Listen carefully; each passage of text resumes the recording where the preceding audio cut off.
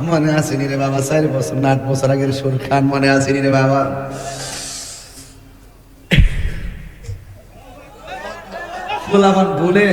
ফুলামান বলে না, ওরে অন্তরে লাই। মাথা গরম করতেছি, গরম অহনো ভূমিকাতে আছি আজকে, অহনো শুরু করছি না ইনশাল্লাহ। কথা কন ঠিক না? এই ক্যাসেটটা কেডা দিলেন তুমি? আচ্ছা বাবা পাগলা, তুই কা পাইলে বেদাসটা পারিনি। আচ্ছা বসো। এবার আল্লাহ বলেন, হ্যাঁ রুহু, কেউ আমার বাপ আদম রে চিনেন লাগতো না? বাপে যা করছে আমরা তাই করো।